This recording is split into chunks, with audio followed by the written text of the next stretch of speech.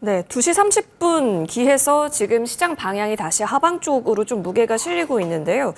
외국인 선물도 좀 빠지는 상황, 그리고 시장에서는 일부 지정학적 리스크가 불거지자 다시 한번 좀 우려 모드를 켰다로 읽히고 있는 구간입니다. 양대 시장 지금 지수로 봤을 땐 플러스권을 유지는 하고 있지만 상승의 폭이 다시 좀 반납이 되고 있는 구간에서 두 프로 모시겠습니다. 루크투자연구소 임순재 대표, 차영주 MTN 전문위원 함께하겠습니다. 어서 오십시오. 안녕하십니까. 예, 반갑습니다. 오늘 외국인이 선물을 사실 조 단위 넘게 샀었던 때도 있었습니다. 오전장까지요. 그러다가 일부 좀 매수 규모가 좀 낮춰진 상황, 그리고 2시 30분 구간부터는 완전히 또 빠르게 반납을 시켜가고 있는 구간에 놓여 있습니다. 외국인도 지금 현물 쪽에서는 계속 빼는데요. 일단 시장 분위기부터 저희 점검하고 넘어갈게요. 우리 임 대표님. 원래는 기술적 반등을 노리는 구간으로서 2시 30분 이전까지는 쭉 보고 있었는데요. 지금 한 번 충격 주고 이틀째 오르는 종목의 수가 많기는 하거든요. 저희는 그냥 기술적 반등이다 정도의 성격으로서 바라봐야 하는 거고, 지금 2시 30분부터 나오는 이러한 변동에 있어서는 어느 정도의 의미성을 갖고 있다고 보세요? 일단 뭐 시장 전체적으로 보면 뭐 급락한 이후에 어제 오늘 좀 반등하고 있다라고 네. 보시면 될 것 같습니다. 이게 아직까지는 좀 기술적인 부분이 좀 있다라고 보여지는데요. 뭐 여러 가지 이제 하락을 급락을 했을 때 그런 여러 가지 여건이 바뀐 건 별로 없습니다. 그냥 심리적으로만 원체 낙폭이 컸었기 때문에 그거에 대한 반발이다라고 보시면 될 것 같고요. 장중에 뭐 미국 시장도 그렇지만 장중에 큰 폭으로 올랐다가 장 막판에 이제 차익 매물이 출회되는 그런 모습을 보였고요. 국내 시장도 지금 장중에 계속 좀 좋은 모습을 보였었다가 지금 차익 매물이 어느 정도 이제 출회가 되면서 좀 빠지고 있는 거 아닌가라는 생각은 해보고 있습니다. 그렇지만 시장 전체적으로는 본다라고 하게 되면 뭐 그렇다고 조정이 끝났다라기보다는 계속 아마 한동안은 기간 행보가 좀 필요하지 않을까라는 생각을 해보고 있습니다. 그러면 현재 구간에서의 등락이 있을 수 있다로 바라보시는 것 같은데요. 우리 차 의원님 의견 또한 궁금해요. 장 막판 또 갑자기 이래버리니 다시 한번 우리는 우려 모드를 커야 하는 것인지. 자, 이 부분에 있어서 외국인 선물 영향이라고 보세요? 아니면 지정학적 리스크도 지금 좀 계속해서 얘기가 나오고 있는데 어떤 영향이라고 보시나요? 그런 것들이 다 반영이 된 상황이다라고 네네. 말씀을 좀 드릴 수가 있겠습니다. 지금 기준점이 없다라는 것이 시장에 있어서 가장 어려운 점이 아닌가 싶습니다. 이 기준점은 뭔가 하나의 일관성인데, 지금 우리가 지난주부터 우리를 힘들게 했던 일본의 금리 인상이 갑자기 또 후퇴해버렸어요. 네. 그러니까 금리 인상을 차라리 해버렸으면, 금리 인상을, 이게 원래 그 중앙은행이라는 것이 원래 부모님이 애들한테 화를 낼 때 그러니까 서로 화를 내면서도 저도 이제 부모지만 애한테 좀 심하다라고 느낄 때가 있잖아요. 근데 그렇다고 해서 바로 풀어져 버리면 다음에 화를 낼 때 과연 아이가 그거를 이제 받아들이겠냐라는 거죠. 자, 시장이 이러면 이제는 BOJ가 어떤 얘기를 해도 시장에서 세게 나오면 BOJ가 물러선다라는 것을 줬다라면, 저는 이거는 오히려 지금 BOJ가 물론 이건 굉장히 물러는 게 중요하긴 하지만 투자자들 입장에서 본다라면 지금 시점이 다들 차익을 실현하고 롱숏 펀드를 하는 입장에서 본다라면 이럴 바에는 내가 그냥 이익을 실현하고 말자라는 그런 것들을 줬다라는 거죠. 만약에 시장이 바닥권이라든지 중심이었다라면 다른 해석이 가능할 수 있겠습니다만, 지금 많은 사람들이 이익을 어떻게 실현하느냐에 대한 이런 형국인데 여기서 또 이렇게 흔들리게 된다라면 하는 거죠. 자, 이것뿐만이 아닙니다. 지정학적 리스크 언급을 하셨죠. 다행스러운 것은 이란이 지금 이스라엘에 대해서 5차 전쟁까지는 안 갔으면 좋겠다라는 뉘앙스를 계속해서 품고 있다라는 것이 그나마 조금 다행 아닌 다행이다라고 말씀드릴 수가 있겠죠. 다른 아랍 국가들이 일어나지 않고 정밀 타격으로 이스라엘을 타격하겠다라는 뉴스를 제가 본 것 같아요. 그리고 제가 꾸준히 말씀드리지만 지금 이제 프랑스 올림픽 기간이기 때문에 네. 이 올림픽 기간 동안에는 또 전면전을 한다라는 것은 아무래도 바로 인접한 프랑스 눈치를 안 볼 수가 없다라는 측면도 봐야 되겠죠. 자, 결국 이제 프랑스 올림픽이 이제 끝나가는 시점에 있어서 전쟁의 화약고는 또 불씨를 당길 수가 있죠. 여기에 일본이 흔들리고 있고 롱숏 펀드들이 나오고 있는 상황이다라면, 자, 국내 시장 입장에서 본다라면 일단 가장 좋은 게 2,600선을 먼저 올라줘야 됩니다. 제가 어제도 말씀드렸다시피 우리가 월요일 날 나왔던 그 장대 그 음봉, 이걸 넘어서야 되는데 그 넘어서지 못했다라면 아무래도 좀 부담이 되겠죠. 일단 넘어선 종목들 같은 경우는 새로운 어떤 가격 형성대가 나오곤 있습니다만, 넘어서지 못한 종목 같은 경우는 아직 그 안에 있겠죠. 자, 차트 공부하신 분들은 알겠습니다만 긴 음봉 안에 아니면 긴 양봉 안에 봉이 갇혀 있으면 방향성 모색이 안 됩니다. 네. 일단 추세도 없고 아무것도 없습니다. 그렇다면 지금은 더군다나 우리가 파생계 영역에서 이런 부분들이 된다면 임수지 대표님 말씀하신 것처럼 지금은 시간이 필요한 시기다라고 말씀드릴 수가 있겠습니다. 여기서 우리가 바닥을 찍었다 아니면 뭐 다시 밀린다, 뭐 경기 둔하다 이런 것들보다는 수급상 일단은 조금 시간이 필요한 것으로 현재 우리는 받아들여야 되지 않을까 말씀드릴 수가 있겠습니다. 하지만 단 지금 시장에서 우리 경기 둔화 얘기는 쑥 들어갔죠. 네. 그러니까 지난주 그러니까 금요일 날 밀렸을 때 경기 둔화 얘기 나왔는데 경기 둔화에 대한 부분들은 쏙 들어갔고 지금 시장은 어느 정도 바닥을 잡아간다라는 측면으로 저는 긍정적으로 나름 보고 싶어요. 왜냐하면 지금 아직까지 장고로 쌓였던 공매도들이 다 대부분 청산에 들어가고 있잖아요. 공매도가 청산에 들어간다라는 것은 더 이상 밀릴 가능성은 없다라고 본다라는 거기 때문에 역설적으로 지금 현재 지금 이제 공매도가 들어간 게 아니라 우리가 공매도 금지 이전에 들어갔던 것들이 대부분 다 청산되고 있다라는 네. 측면에서 보면 바닥론에 근접해가는 것이 좀 맞지 않나 싶습니다.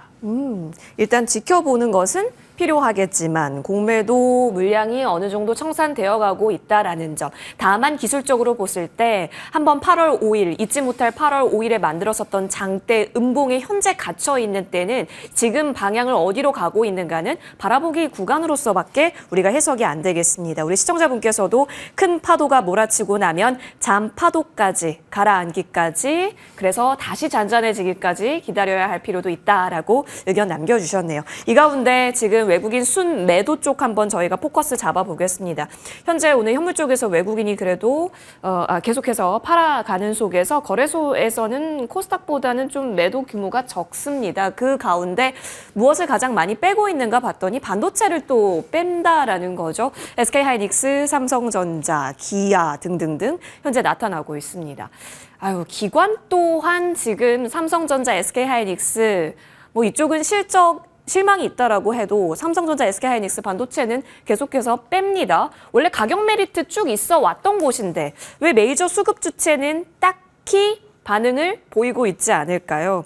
자, 임 대표님, 사실 삼성전자는 오늘 오전에도 또 노이즈에 휩싸였습니다. 로이터가 양치기 소년이 된 건지 뭔지 잘 모르겠는데요. 일단 오늘 오르는 건 그러면 기술적 반등이었다라고 보시는지 아니면 지금 자리에서 기대할 요소가 또 있다라고 보시는지요?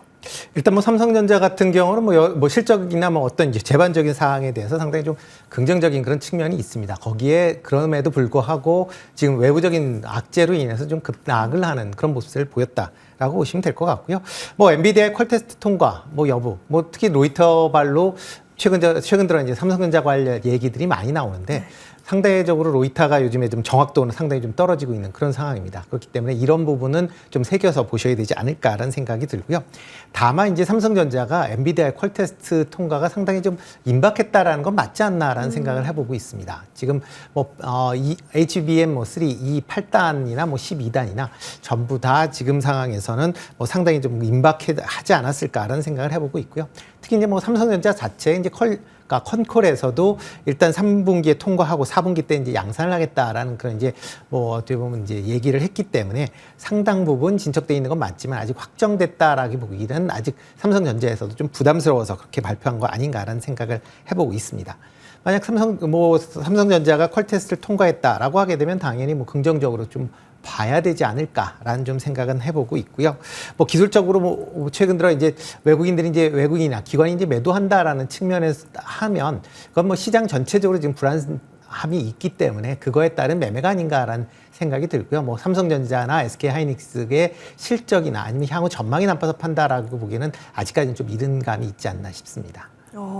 네네. 사실 비슷한 의견으로 오늘 또 KB증권에서 삼성전자 매수 유지 리포트 있었고 비슷한 결이었습니다. 임박했다. 통과에 있어서는 임박했고 그렇게 되면 실적이 앞으로 더 늘어날 거기 때문에 비단 엔비디아뿐만이 아니라 뭐 구글 여기저기든지요. 그러면 실적이 또 계속해서 올라갈 거기 때문에 지금 구간이 매력적이다라는 부분이었는데요. 계속 저희는 전략 잘 세워봐야겠습니다. 그러면 이번에는 마찬가지로 SK하이닉스는 어떨지 한번 볼게요. 역시나 많이 내린 데 따른 반등도 있겠지만 미국에서 보조금 뉴스가 재료가 됐다라고 보세요, 차 의원님? 일단 지금은 개별 이슈에 너무 민감하실 필요는 없겠다라고 좀 말씀드릴 수가 있겠습니다. 오늘 이제 외국인과 기관들의 매도를 보면 저는 아모레를 제외하고 나면 오히려 다행이다라고 생각이 듭니다. 왜냐하면 저게 특별히 개별 종목이 들어간 게 아니라 지수와 딱 연계돼 있습니다. 특히 이제 기관은 LG엔솔까지 들어가면서 정확히 지수와 연계돼 있다라는 거죠. 자, 이것은 지수 플레이를 하겠다라는 것이지 개별적으로 팔았다라고 보기는 어렵겠죠. 만약에 저기 이제 삼성전자, 하이닉스가 들어가고 또 개별 다른 종목들, 아모레를 제외한 다른 종목들이 들어갔다라면 이거는 시장의 불안감이 더 커질 수밖에 없겠죠. 자, 우리가 지금 이제 외국인들이 이제 선물이라든지 살 때 보면 그 종목들이 동일합니다. 제가 이제 이 시간을 월수금을 나옵니다만 계속해서 이제 보게 된다. 외국인들이 사는 날은 하이닉스, 삼성전자 사요. 올라가죠. 그러면 이제 하이닉스, 삼성전자 긍정적인 얘기를 많은 분들이 얘기를 하죠.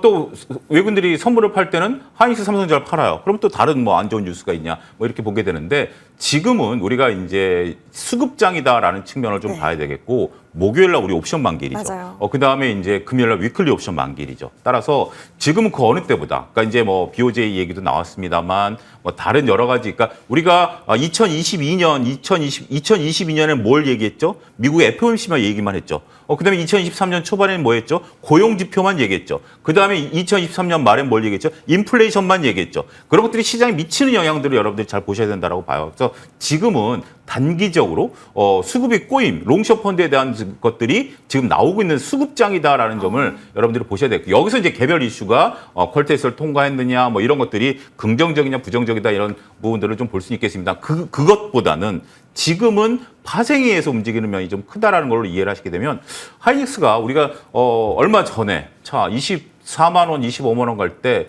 외국계 증권에서 33만 원짜리 리포트 나왔죠. 국내에서 30만 원짜리 리포트 나왔죠. 동일한 질문을 제가 받았던 기억이 납니다. 30만 원 갑니까? 많은 분들이 또 30만 원 간다, 뭐 어떤 여러 가지 얘기가 있었죠. 근데 그때 하이닉스와 지금 하이닉스가 하는 일이 다를까요? 한 달 사이에 바뀐 건 하나도 없습니다. 오히려 삼성전자도 아직까지 퀄테스트 통과 못했고 하이닉스는 여전히 지금 호떡집에 불나듯이 HBM 팔고 있죠. 근데 주가는 왜 이렇게 밀렸을까요? 결국 이런 부분들을 여러분들이 이해하셨을 때 하이닉스에 문제가 생겼다라는 게 아니라 롱숏 펀드다라는 부분. 그래서 제가 지금은 20만 원 이하에서는 하이닉스의 저점 매수 관점을 계속해서 좀 분할 매수 관점으로 말씀드리고 있는 상황이고 이 점은 과거 20만 원 처음 돌파할 때도 흔들릴 때 저점 매수를 말씀드려서 24만 원대 매도를 말씀드렸던 거와 같이 지금은 매력적인 구간에 들어와 있다. 여기서 지금 퀄테스트 통과냐 뭐 여러 가지 이런 부분들보다는 하이닉스가 HBM으로 워낙 잘하고 있고 이런 것들이 주가가 밀렸기 때문에 가격 메리트가 발생한 구간 여기서 지금 이제 롱숏 펀드가 청산되고 나면 다시 외국인들이 들어오면 뭘 사겠어요? 지수 사야죠. 그럼 삼성전자, 하이닉스, LG엔솔 사야죠. 그런 부분들로 여러분들이 보시면 되지 않을까 싶습니다. 이거는 어떻게 보면 쉬운 답안지다. 그러면 장비주들은 어떠냐? 장비주들은 오히려 조금 이 파생과 연관성이 없기 때문에 셈법이 좀 복잡해질 수밖에 없다. 그래서 장비주들 같은 경우는 조금 이쪽의 안정을 찾을 때까지는 일단 조금 경계감을 좀 둬야 되고 특히 장비주들의 그 리스크는 뭐죠?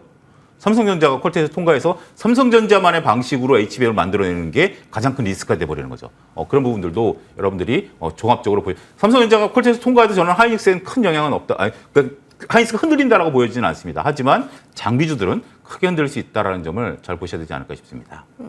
알겠습니다. 반도체 전략 요약을 해주셨습니다. 펀더에는 이상무, 그러면 왜 빼는 건데에 대해 있어서는 지수를 빼는 과정에서 보여지는 수급이다. 그러면 지금은 철저하게 수급 분석이 선행되어야 될 것으로 보여집니다. 반도체 여러분 다시 한번 매력적인 가격 구간으로서 밴드 범위를 잘 설정해 보시면 좋겠네요. 자, 그러면 이번에는 이쪽으로 한번 가보겠습니다.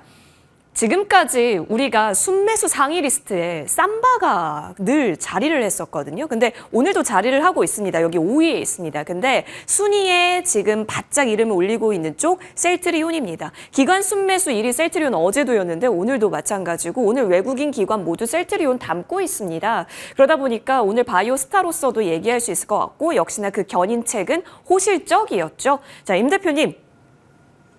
지금 바이오주가 확실히 주름 잡고 있는 것은 많이 알고 계실 것 같아요. 근데 그간 셀트리온의 저력을 오늘 또 확인을 해준 것 같아서 이제 다시 시작인가로 볼 수도 있겠습니다. 지금 만약에 바이오주를 안 갖고 계신 분들이라면 바이오주는 전략을 어떻게 쌓는 게 베스트일까요? 저마다 다 각기 나름대로의 사연들이 있어서요. 네, 그렇죠. 뭐 일단 바이오 관련돼서는 이제 7월달 이후부터 계속 좀 좋은 그런 모습들을 보이고 있습니다. 특히 기준금리 인하에 대한 기대감이 커질수록 지금 바이오 쪽으로의 이제 매수세가 좀 유입이 되고 있는 상황이다라고 보시면 될 것 같고요.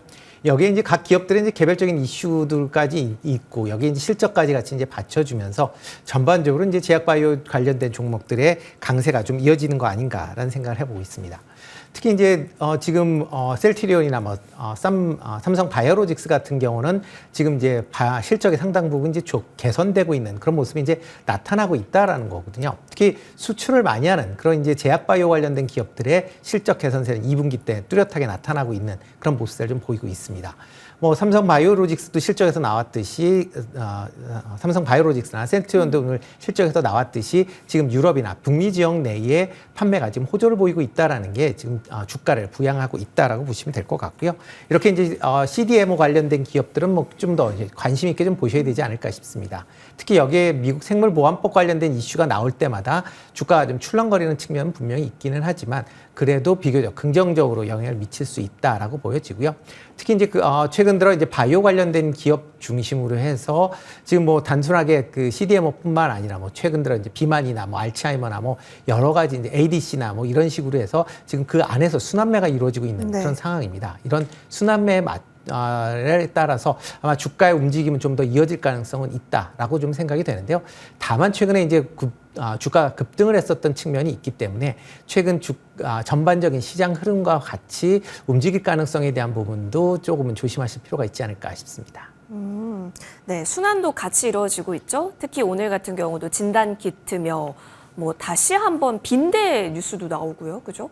그리고 뭐 비만, 알츠하이머, 파킨슨 등등 계속해서 순환은 돌고 있는 속에서 그럼 중심을 잘 잡고 있는 쪽에 포트에 담겨져 있다라고 보면 대표적인 페이스메이커로 우리 차 의원님께서 언급 주셨던 종목은 사실 삼바입니다. 근데 오늘 보니까요. 셀트리온도 어마어마하고요. 알테오젠도 지금 이 기세라면 계속해서 갈 준비를 잘하고 있는 것 같고요. 또 지금 자막엔 안 보이지만 리가켄바이오가 이제 또 잘 나갈 거다라는 얘기 또한 여기저기서 들려와서요. 지금 구간에서 바이오스타 계속해서 삼바를 기준으로 보시는지도 그 뷰 갖고 계시는지도 궁금하고요. 각각의 전략에 있어서는 각자 아는 종목 하는 게 베스트긴 하겠죠?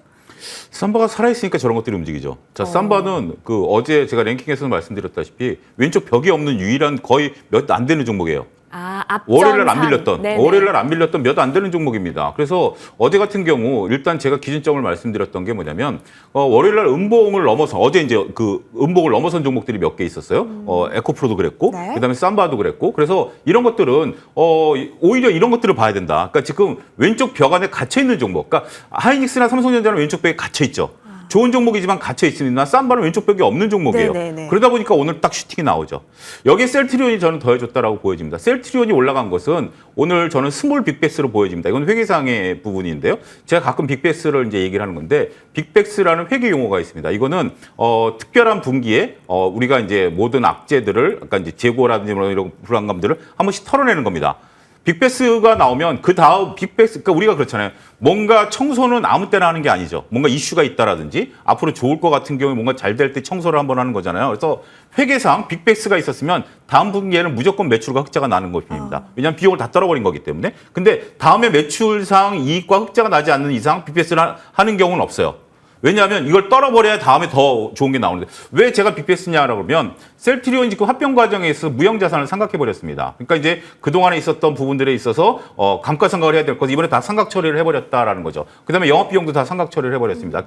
그러니까 크게 일어난 건 아니지만 이것이 지금 합병 과정에 있어서의 불협화음을 다 없애버렸고 하반기 때 신약 모멘텀이 있죠. 그러면 신약 모멘텀과 이것을 질질 끌어가는 것보다 신약 모멘텀이 나오기 이전에 이걸 청소를 해버렸다라는 거죠. 그래서 오늘 셀트리온이 올라가는 겁니다. 이건 과거에 삼성중공업이나 GS건설도 마찬가지. 그때 당시에 그 다음 분기에는 무조건 흑자가 나는 그런 구조였기 때문에 이건 굉장히 MTN 시청자 여러분들께서 이 빅베스와 관련된 이 메커니즘을 이해하신다면 굉장히 쉽게 회계상 접근할 수 있는데 지금 셀트리온이 저는 더 여기에 활력을 넣어줬다라고 봐요. 그래서 셀트리온 같은 경우는 저는 다음 분기에 큰 막대한 이익이 날 것으로 좀 보고 있고 삼바가 지금 이제 100만 원을 향해서 달려가고 있는 형이 지금 페이스메이커가 살아있게 된다라면 나머지들도 지금 현재 뭐 충분히 기대감을 받으면서 지금 현재 어떻게 보면 뭐 제가 게임 엔터도 바닥권에서 올라온다라고 말씀을 좀 드리긴 했었습니다만 가는 종목에서 꿋꿋한 건 역시 제약바이오가 아니겠나 이렇게 말씀드릴 수가 있겠습니다. 네, 삼성바이오로직스를 진짜 오래전부터 이제 대표로 언급을 주셨는데 흐름이 정말 추세가 단단하게 나오고 있습니다. 밀림이 없었죠.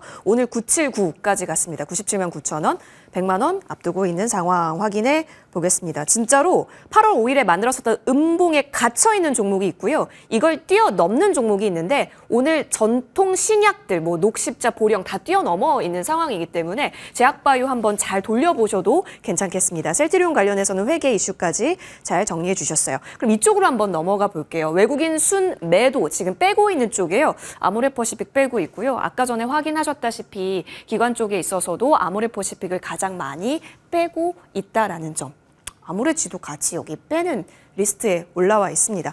코살엑스 편입 효과에 대한 기대가 좀 실망으로 자리를 했죠. 결국 중국이 발목을 잡으면서 어제 실적 공개 이후에 오늘 개장부터 완전히 밀어서 출발을 했습니다. 좀처럼 들어 올려줄 매수 주체도 딱히 안 보이는 듯한데요.